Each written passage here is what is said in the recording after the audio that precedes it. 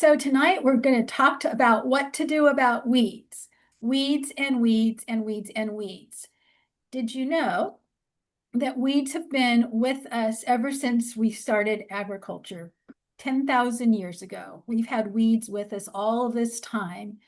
And did you know that there's a plant, you might know it as mullein, which can produce almost 250,000 seeds in one plant, and they stay viable, half of them, for almost 38 years.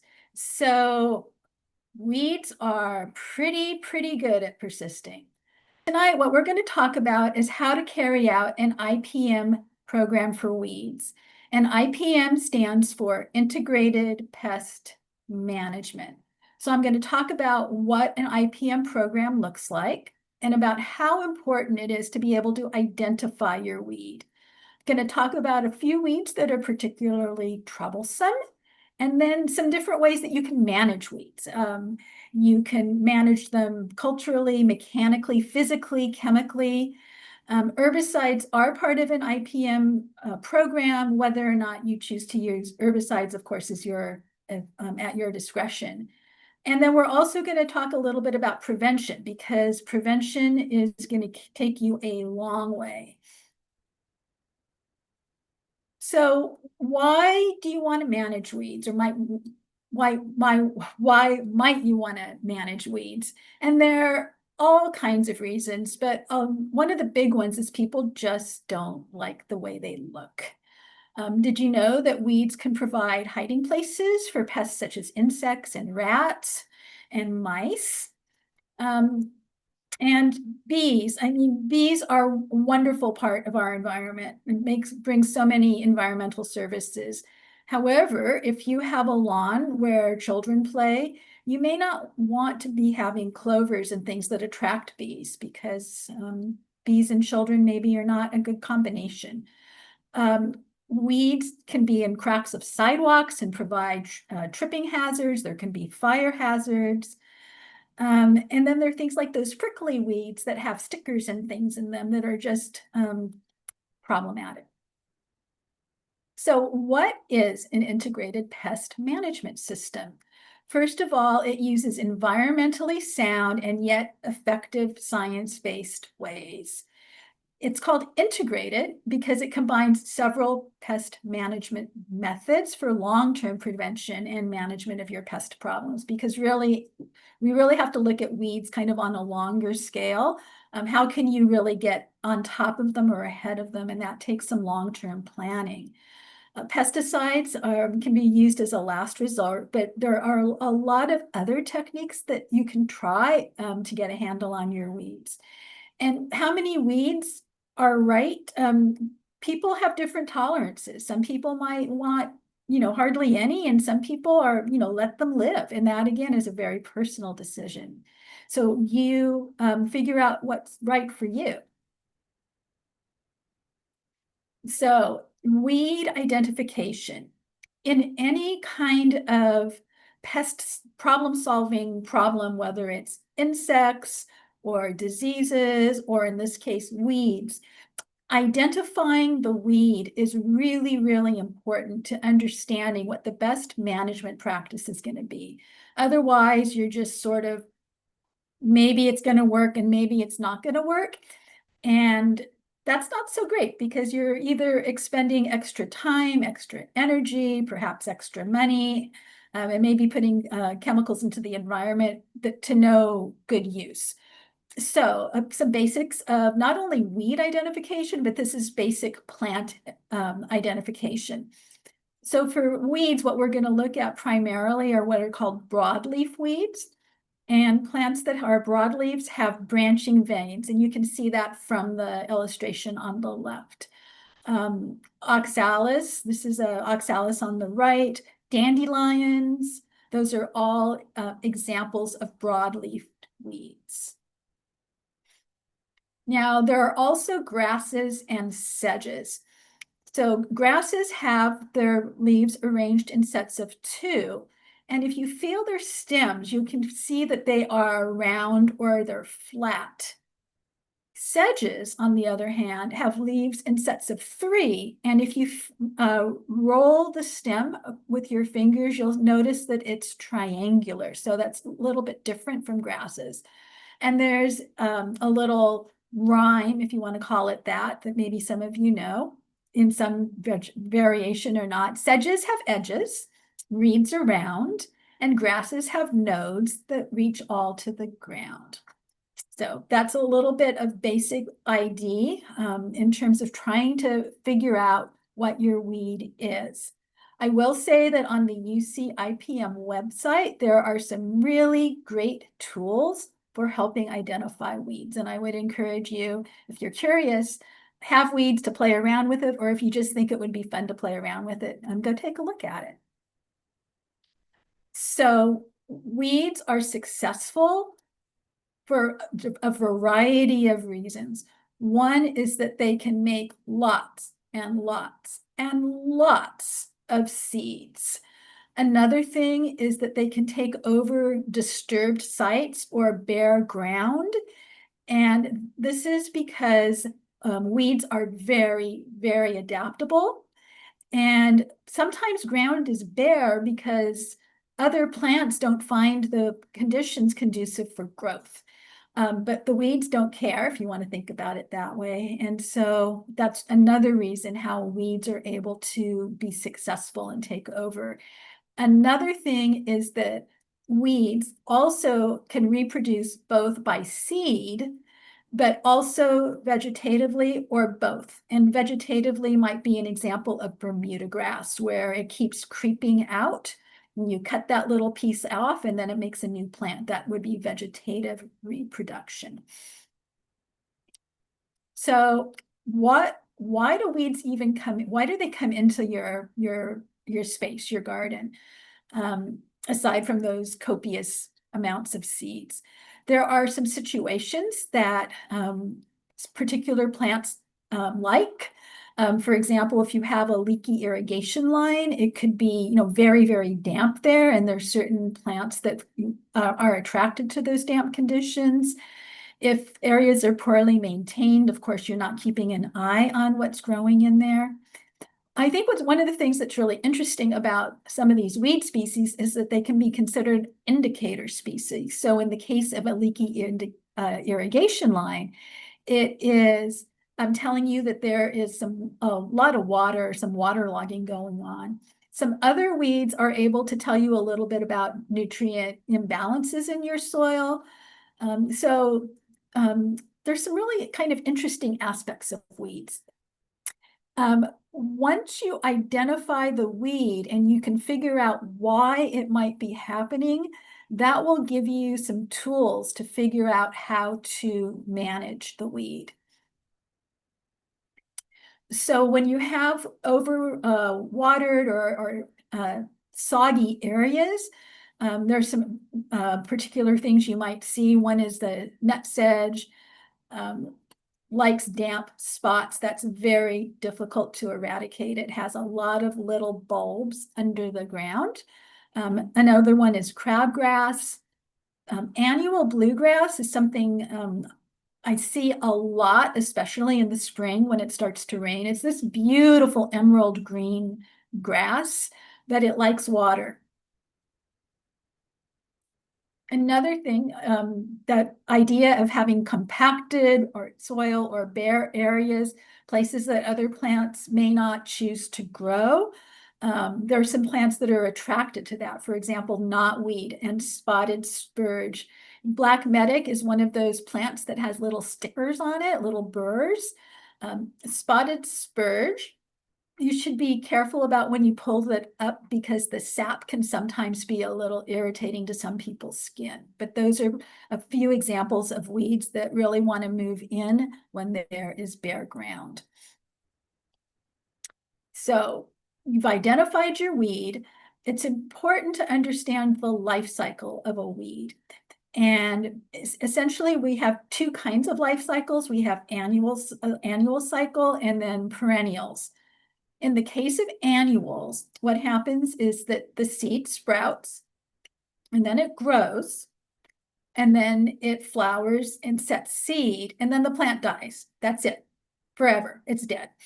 But there's seeds that are left behind, and so it goes through this cycle. So in terms of weed management, the best time to address the weeds is either right before they sprout, when they're tiny, but you want to get rid of them before they start to flower.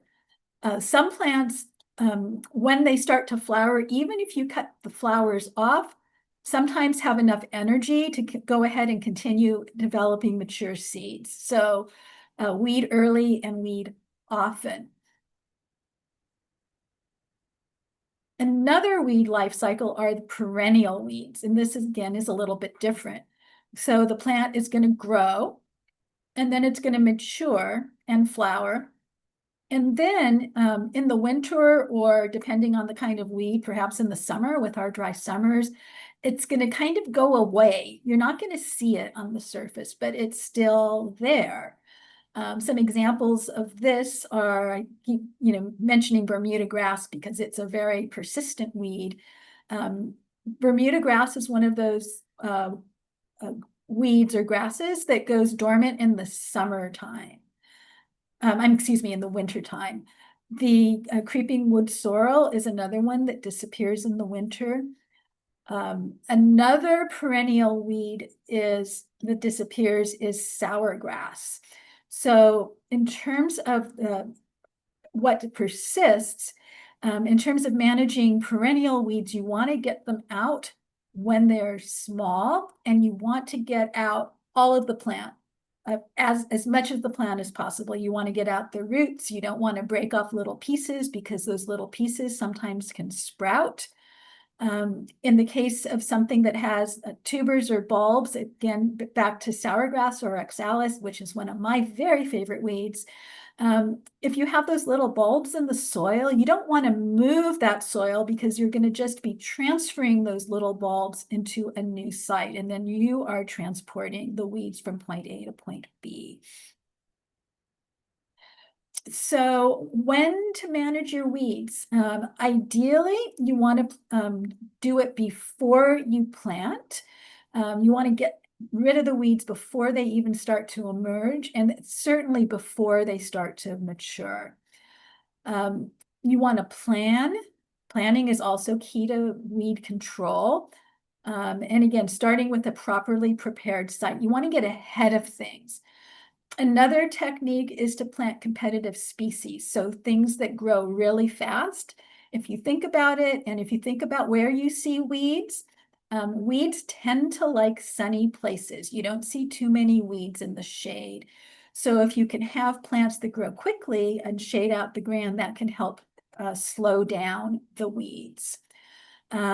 Once you start seeing them come up, again, try to get them out when they're young, when they're little, and don't let them go to seed whenever possible. Just try to keep on top of it. Weed management is a constant thing. You're never ever going to be rid of all of your weeds forever. That's just not going to happen, but you will be able to get them to a level that is manageable with some attention.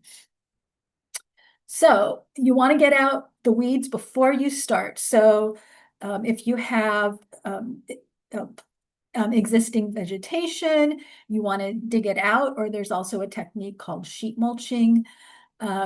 Another technique is to cultivate the soil. You see something with a little hoe there in that lower left-hand picture. Weeds also like to be in places that are disturbed. And so by cultivating the soil, you are bringing the weeds up, and then you can water them.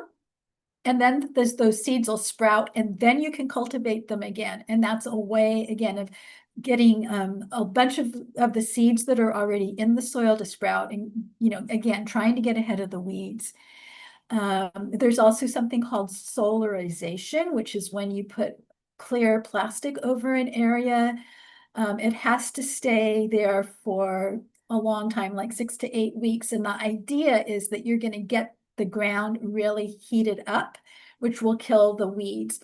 The downside of that is it also heats up the soil, and there are beneficial microorganisms in your soil that solarization can also be detrimental.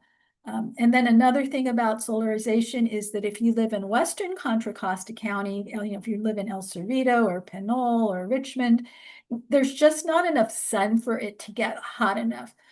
And then another way when you're getting started, if you just have a lot of weeds, and you really want to clear an area, there is the option of using a non-selective herbicide.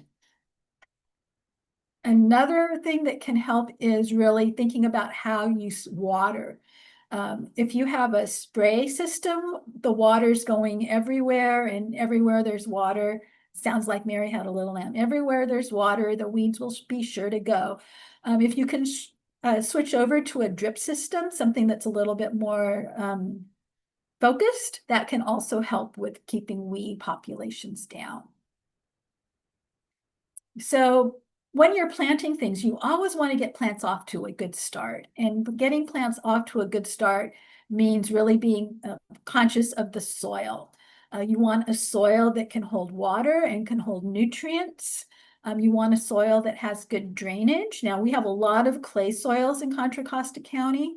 You just have to manage the water. And as an aside about clay soils, is clay soils have a lot of nutrients in them. So everybody has good soil. Doing some amendment, putting some compost on top can help get your plants off to a good start. You want them to get growing quickly and strongly. So plants that establish quickly, you want things that are going to fill in and again, shade out the ground.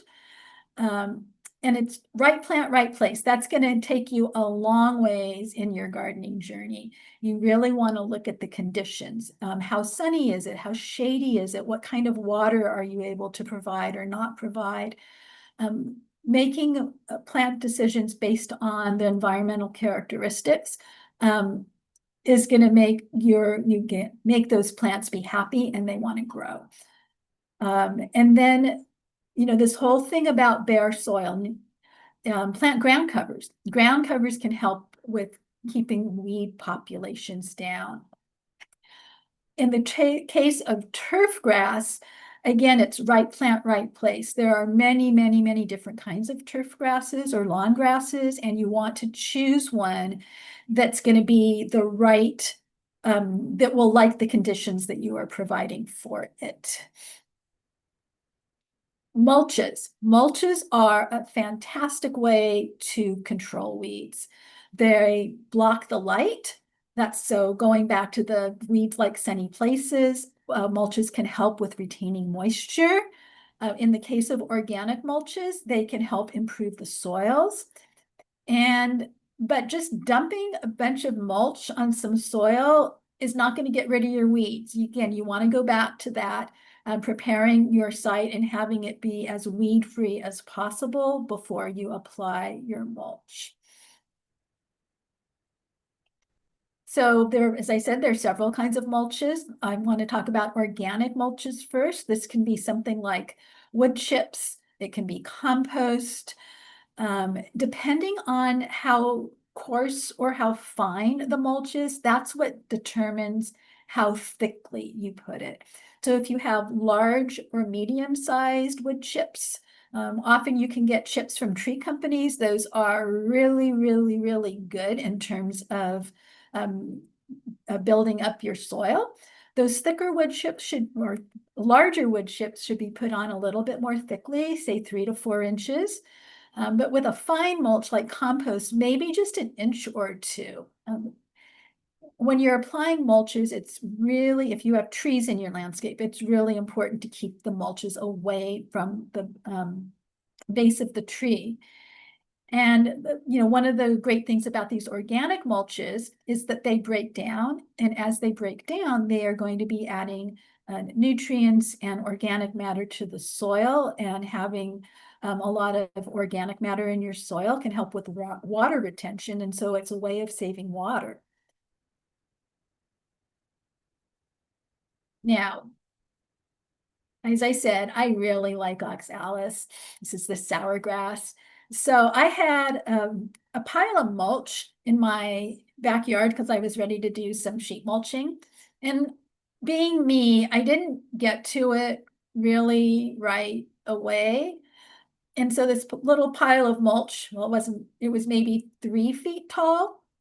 I was going to spread it out in the fall, and then I was going to spread it out in the winter, and then I never got to it. And then it was the spring, and guess what was coming up through my 2 or 3 feet of mulch? It was a sour grass. And you can see from that picture on the left, look at the distance between the little bulb and where the plant is coming out. It's almost a foot.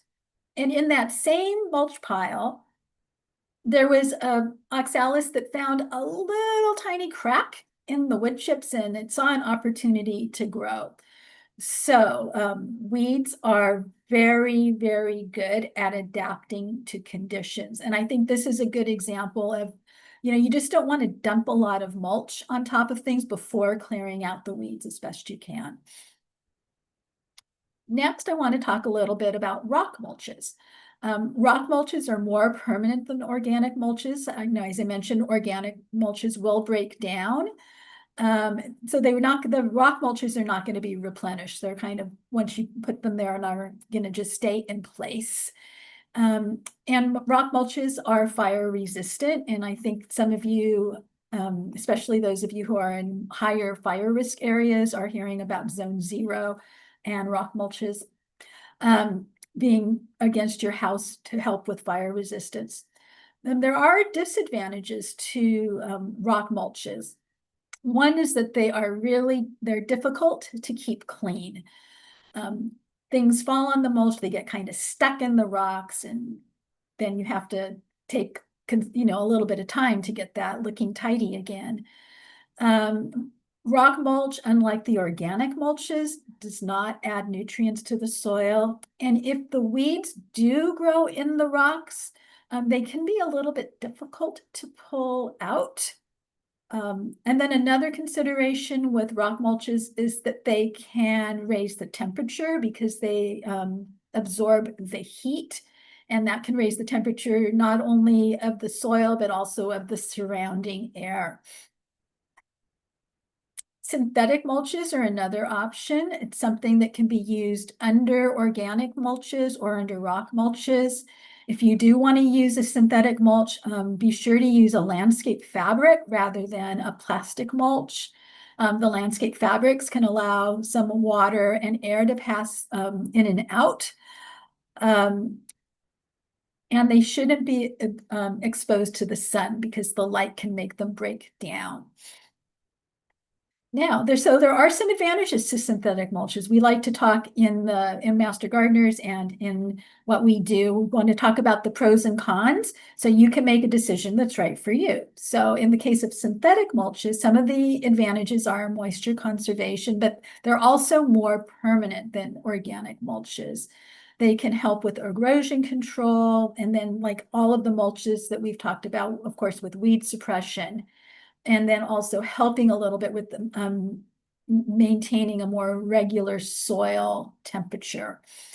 But there are many disadvantages to synthetic mulches as well, is that they can disrupt that soil microbial activity, all that little stuff that you don't even see that's going on in your soil that's so important to having a healthy soil. It's going to reduce the organic matter if you have, even if you have wood chips sitting on top of the landscape fabric, as it decomposes, that organic matter is not going to be able to filter into the soil as easily. As the synthetic mulches decompose, that can put some unwanted chemicals into your soil. And another thing to think about is like, what do you do with it when it's done? So you have some waste issues to consider. And like all mulches, synthetic, rock, organic, the weeds can still blow in and grow on the top of it. So here's an example I like to use. It's from one of our Master Gardener, Contra Costa Master Gardener demonstration gardens. This is in Richmond. If you are familiar with Richmond, this is adjacent to the Richmond Main Library. It's in the Civic Center. It's close to City Hall. And this was an area that was designed as a low water garden. And eventually there was just not enough bandwidth to maintain it. And so it really fell into this state of great weediness. And we have the before picture on the left-hand side. And if you can tell from all of there's some like brown dead stuff, that is Bermuda grass. And it was so thick that you could almost bounce on it like a trampoline. And it was really quite extraordinary. So this was a rather extreme example of Bermuda grass, and we were able to invite in one of the UC Cooperative Extension weed advisors who's now retired. He came out and he looked at this to give us some suggestions on how to approach it. And one of them was to do sheet mulching. And if you are familiar with the sheet mulching process, sometimes there is the recommendation to wet it down to get it to conform to the shape of the land. In the case of this Bermuda grass, the weed advisor said not to wet it because that a little bit of moisture would then encourage the Bermuda grass to start growing. We had a community workshop about sheet mulching and doing the compost and the irrigation. And this has been, I was really surprised because I think of Bermuda grass, and there was another persistent weed in here, bindweed, that I think of being really almost impossible to get rid of. And this project was incredibly successful. Do we have weeds at this garden? Yes, but do we have a complete overrun of Bermuda grass and bindweed? No. And so the plants have grown in. There are weeds, they're manageable, but you can see here the plants have started to grow together. They're shading the ground. The plants have also been selected for the conditions, so they're happy where they are. And I think that this was a real success project in terms of getting some weeds under control. So maintaining mulch. With the organic matter mulches, and with especially I'm thinking of the arbor chips, those wood chips from the tree companies, you will need to replenish those maybe on an annual basis. And it's important to keep the depth appropriate for the size of the mulch. If you don't want to have, if it's much too deep, it could lead to the development of disease because of they're just holding a lot of water. Weeds are going to grow on top of the mulch, but when they do grow on top of the mulch, they are much easier to pull out and remove weeds by hand. And again, mulches, there's really nothing that you can do to have your landscape be 100% weed-free forever. So hand weeding, and this was what 98% of the people who did the poll said that they have done some hand weeding. This is probably the easiest way to get them out and get them out like when they're little. You can just pull them out, especially if they're small, they'll be a little bit easier. You know, get them out before they flower, and you can do a couple of things. You want to make sure to get the entire plant. You want to get the roots out, any underground stems. Sometimes that just isn't possible, but get as much out as you can. One technique is to irrigate. If your soil is dry, to irrigate it a little bit a few hours before you go into weed. That'll soften the ground a little bit. That will make the weeds a little bit easier to pull out. On the right is another one of my collection of sourgrass photos. And what you can see if you look carefully at the root there, you'll see some little tiny white, those are little bulbs that are starting to develop along the root. And in the case of sourgrass, interestingly enough, it does not set seed. What happens instead, we don't have the right we don't have the right plant to pollinate the sour grass to produce seed. So it all spreads vegetatively by these little bulbs. And you want to get out the plants, again, as best you can before those little tiny bulbs start to form. And you need to get it out, those plants out when they're as small as possible. I sometimes, when I'm driving around, I see people pulling out their sour grass because they're in flower and they want to get them out before the seeds set. Well, the seeds don't set, because there aren't any. And by the time it's starting to flower, all of those little bulbs along the root have started to mature. And they're very clever. They kind of point up. So as you pull the weed out of the soil, they break off. So you want to do as best you can as getting things out when they're small. Tools. There are all kinds of tools. Annual weeds can be controlled with different kinds of hose. You need to cut it off below the soil line. So it's, cutting it off below, cutting the roots off, from the top. For the perennial weeds, you have to dig up and destroy everything. Weed knives or dandelion knives, and even screwdrivers. I don't know if any of you have used a screwdriver as a weed tool. They're all things that you can use to help get those weeds out. And another way of dealing with pulling out weeds is you'll see on the lower right, a little hand cultivator. Those tines can help loosen the soil that will make it easier to pull the weed seedlings out. There are also tools for adaptive gardening for people with special needs, either, wheelchair bound or with arthritis or other hand-related issues, back pains. There are tools that are designed to make weeding a fun and enjoyable task, even if it's difficult to hold the tool. Now, some other options for weed removal is hot water and flaming. Hot water is most effective against annual weeds or the young perennial weeds before they get too established. So you want to pour the water on the foliage and the stems. The idea is that the cells are going to burst. Now, a word to the wise about using hot water: take it from your stove to your garden in a covered container, because you don't want really hot water sloshing about as you carry it. And should you trip, you don't want to spill that really hot water all over yourself. So, covered container. There's also the option, there is flaming. Again, more effective against annual weeds. You very slowly pass the flame over the weeds. This is really best done on pavement for getting weeds out from between pavement cracks. And then you want to be sensible about this. You don't want to do it on a windy day. You don't want to do it on a bad air day. You don't want to do it when there's a lot of, in a location where there's a lot of flammable material around. So again, just be aware of environmental conditions as well as the location.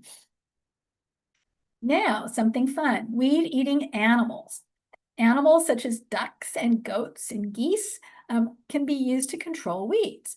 And probably many of you have seen goats. East Bay Regional Parks District uses goats to help manage the weeds in some of their open spaces.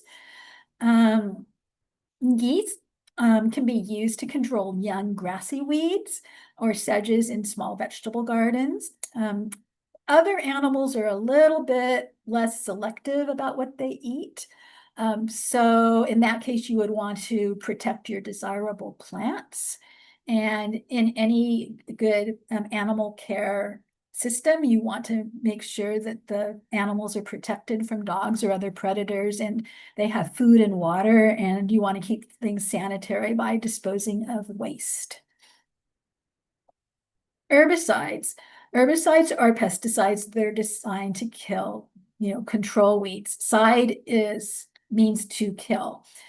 And usually In most cases, hand weeding and mulching are going to give you adequate control. However, there may be a problem situation, such as an infestation of Bermuda grass, difficult bindweed, other perennial weeds that are really, really hard to get rid of or get down to a very low incident rate before you establish things. So you really, again, you want to have a new planting site prepared as well as possible. With every kind of weed management, the first thing you need to do is like, what is causing the weed problem? Why is this happening? And then if you can figure that out and you can fix it, that takes you a long ways.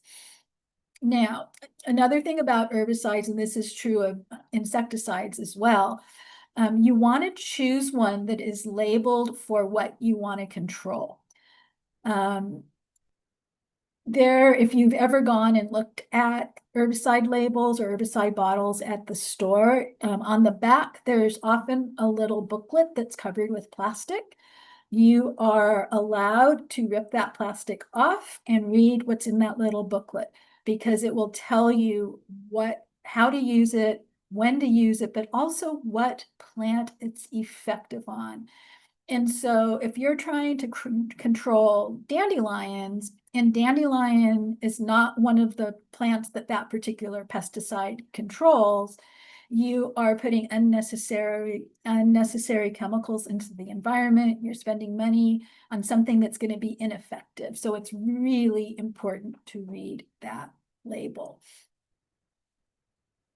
There are several kinds of herbicides. There are pre-emergent, which come, guess what? Pre-emergents are before the seedlings emerge, post-emergents after the plants come up. And then there are both selective and non-selective herbicides. So selective herbicides, really, they kill only one, specific types of weeds. There are herbicides that will only kill broadleaf weeds. There are herbicides that will really target grasses. And then a non-selective herbicide kills most vegetation.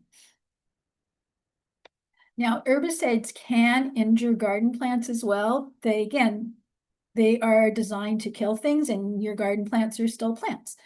So it's really important to read all of the label instructions. Make sure things are mixed up if it needs to be mixed up to the right concentration. More is never better.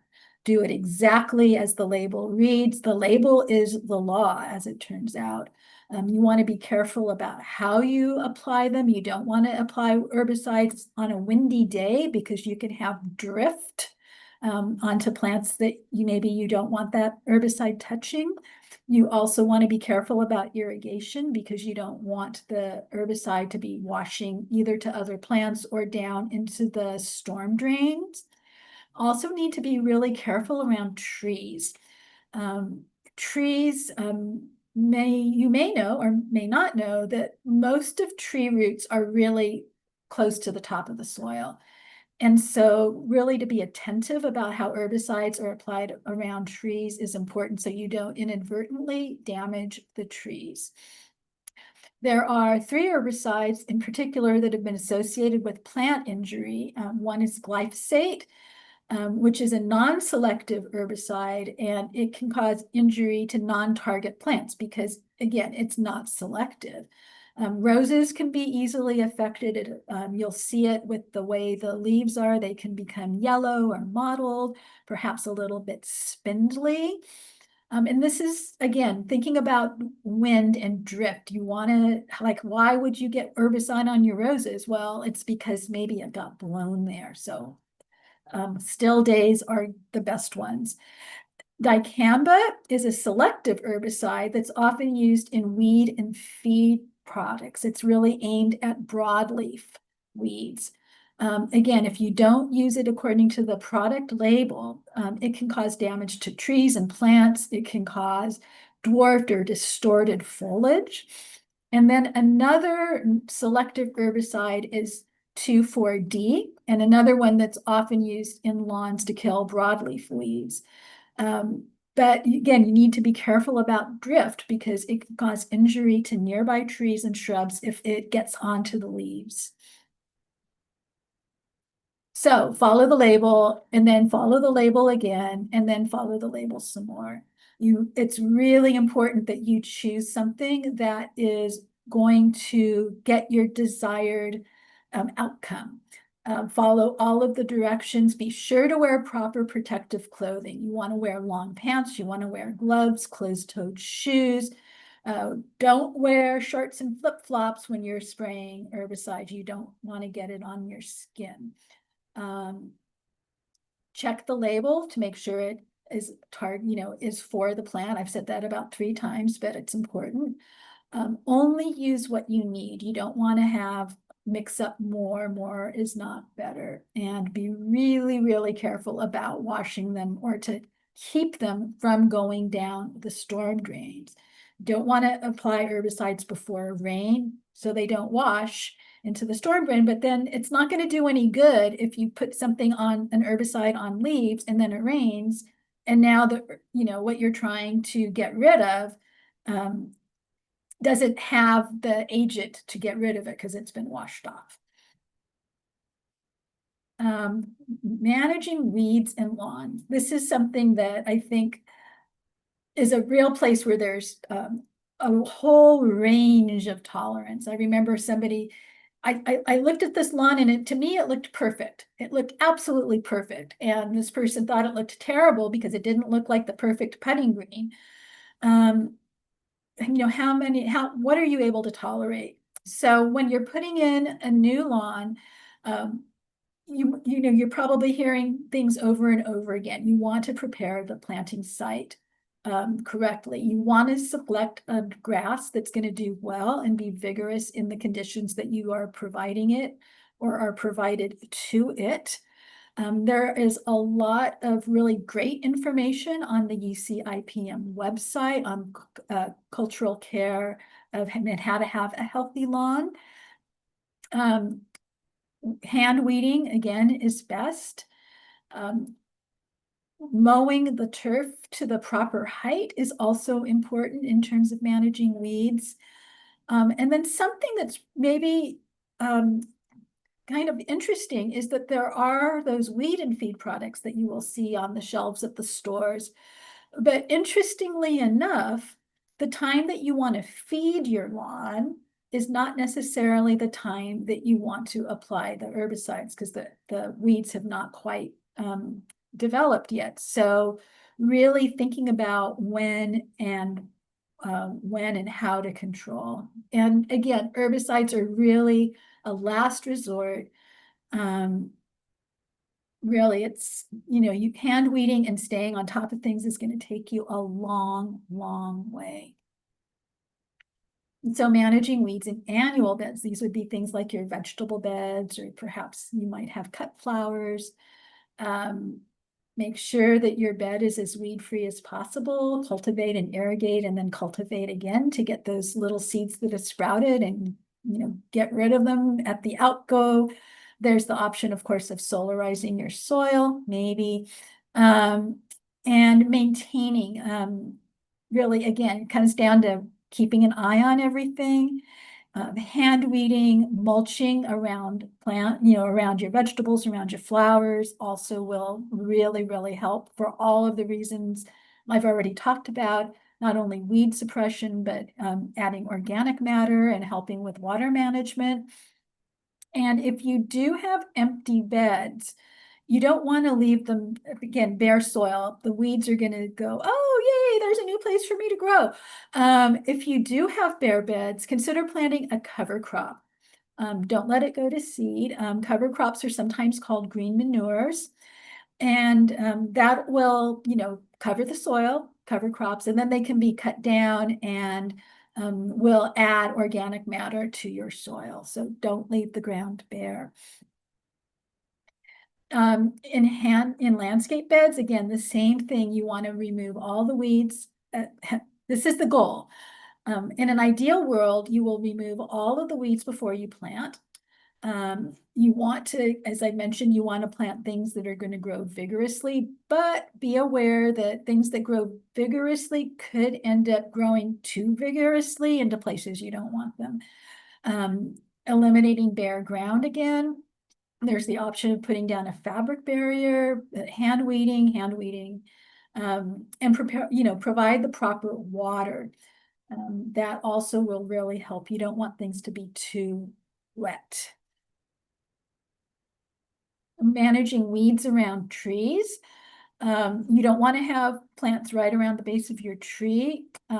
Mulches are great. However, it's very, very important to leave 6 to 12 inches of bare area around the trunk of the tree.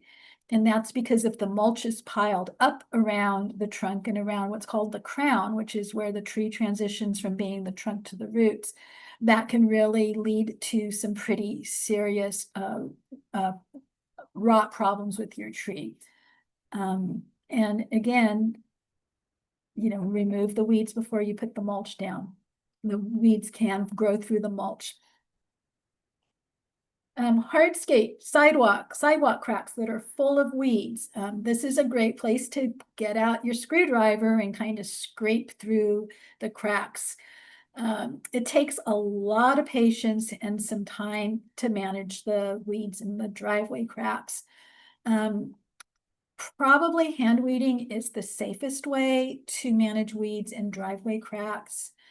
There are some less toxic contact things. For example, there's cinnamon oil that can be used for weeds that can somewhat successful. You can try to seal the cracks in a driveway. There's the flaming and the hot water treatment, but getting them out early again is key. I know that I've pulled out a lot of weeds in my life, like an unimaginable amount of weeds. I used to work in a really large garden where there were a lot of weeds. I found it in pulling out weeds from cracks, if I let them get too big, you would be surprised at how long those roots are. And you don't want the roots to get long, because the longer the roots are, the more difficult it's going to be to get those weeds pulled out from between the cracks. So just keep on top of it. Around fences. If you have a fence that's set in concrete, that's a little bit easier. You have the option of flaming or hot water.